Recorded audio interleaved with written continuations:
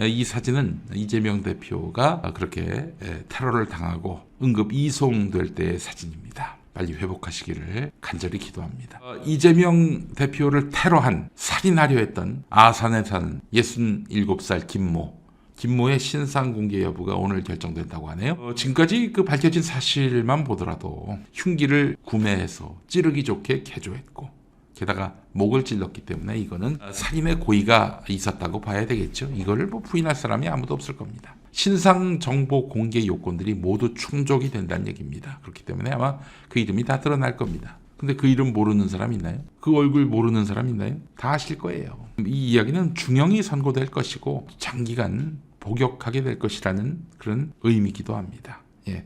김진성이죠? 이름이? 김진성? 세상이 다 아는 이름 김진성. 예. 자, 이런 가운데 지금 응급 이송 과정에서의 논란들이 불거지고 있습니다. 송갑석이 카카오톡, 송갑석을 지지하는 사람들 카카오톡 보니까 자기도 황제 전원을 받고 싶다 그렇게 올리는 사람이 있더군요. 그러니까 이제 송갑석 지지자들이 이런 견적이 나오는 사람들이란 얘기예요. 자, 이런 가운데 이 논란에 대해서 이재명 대표의 오랜 보좌진 중에 한 명인 김지호 민주당 당대표실 정무조정부실장의 증언이 충격적입니다. 이재명 대표가 현장에서 응급차에 실려서 병원으로 이송되고, 그러니까 부산대병원으로 이송되고 서울로 헬기를 타고 와서 서울대병원에 입원해서 수술하기까지의 과정인데요. 제가 소개를 해드리도록 하겠습니다. 이재명 대표 테러 사건 발생 이후 약 23분 만에 현장에 응급차가 도착했습니다. 아이고 세상에 23분이라니요. 촌각을 다투는 그런 상황인데 23분 만에 왔습니다. 자, 그리고 응급처치 후에 부산대병원 외상센터로 이송하기 위해서 명지공원으로 이동했습니다.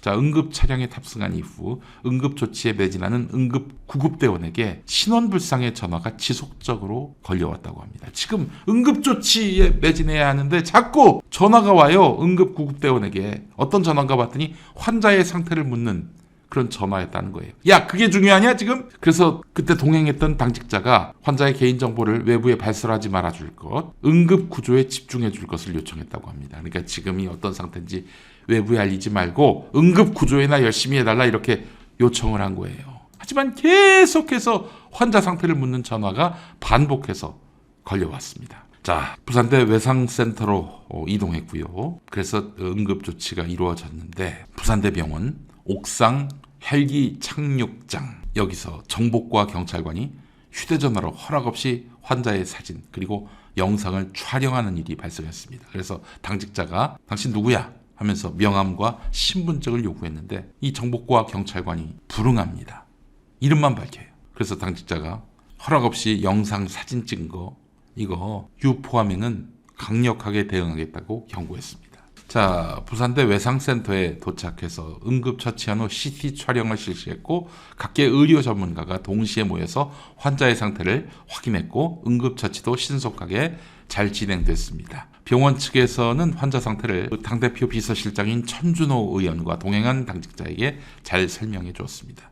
자, 그런데 이런 긴박한 상황에도 형사들이 나타나서 환자 상태에 대해서 지속적으로 문의하는 일이 반복됐다고 합니다. 그래서 의료 정보는 민감한 개인정보이기 때문에 경찰관이 알아야 할 정보가 아니며 외부에 유출될 경우에 강력하게 대응하겠다고 당 관계자가 부산 서부경찰서 관계자들에게 통보했습니다.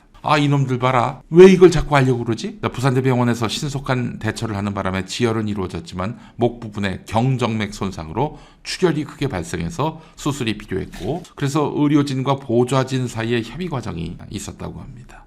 환자의 상태, 간병 지원 여러 가지 측면을 고려해서 가족 보좌진들이 이제 논의를 거쳐서 의료진에게 전달했고 부산대 외상센터 의료진이 전원 그러니까 병원을 바꾸는 거죠. 전원 의뢰서를 작성해서 발급하면서 이렇게 해서 1시에 닥터 헬기를 통해서 서울대병원 이송이 결정됐습니다. 부산대 외상센터에서 혈관 관련 응급처치 그리고 이송 중에 환자 보온 흔들림 방지 대책 이걸 아주 세밀하게 잘 살펴줬습니다.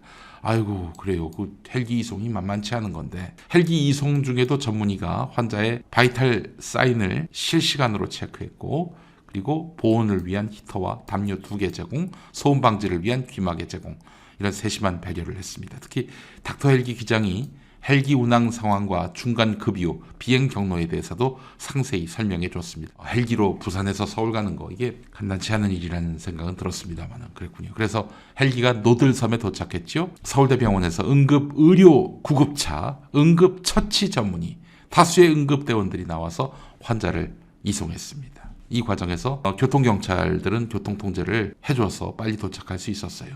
예. 자, 그렇게 해서 결국에는 서울대병원에 도착한 직후에 긴급수술을 진행하고 중환자실 입실까지 진행할 수가 있었는데 이 과정에서 벌어졌던 당국의 의료정보 수집 행위 그리고 동의받지 않는 촬영 환자를 이송하는 긴급한 과정에서 정보과 형사들이 무단으로 의료구역을 침범해서 사진을 찍고 민감한 의료정보를 탐문하는 행위가 반복적으로 이루어졌는데 이건 정말 있을 수 없는 일입니다. 경찰은 환자 개인정보를 수집하고 탐문한 정보과 형사의 신원을 파악하고 법 절차적 문제가 없었는지 진상을 밝혀야 하고요. 그리고 그 구급대원, 그건 경찰 영역은 아니죠. 소방당국의 영역인데 소방당국은 응급처치에 전념해야 할 구급대원에게 환자의 상태를 물은 성명불상자가 누군지 파악하고 관련 문제점을 파악해야 할 것입니다. 이제 소방당국 그리고 수사당국, 소방서와 경찰서인데 소방경찰 그 상부에 누가 있습니까? 행정안전부가 있습니다.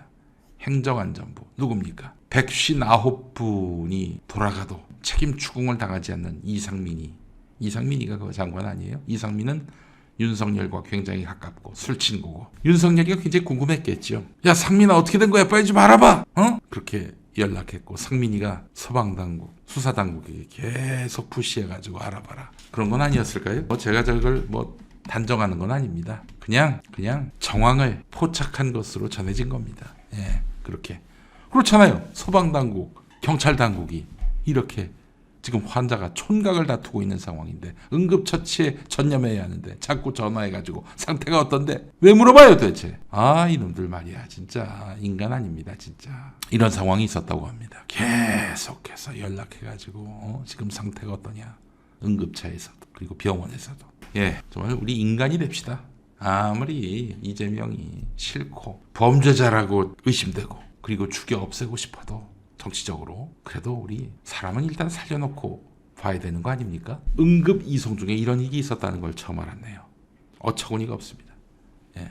정보과 형사들 정보를 특히 그 권력자가 알고 싶어하는 정보를 제공했을 때 승진할 확률이 높죠. 단지 그것만이었을까요? 승진하고 싶어서 인두껍을 쓰고 짐승 같은 짓을 한 것일까요? 시켜서 그런 건 아닐까요? 네, 그런 의구심이 듭니다.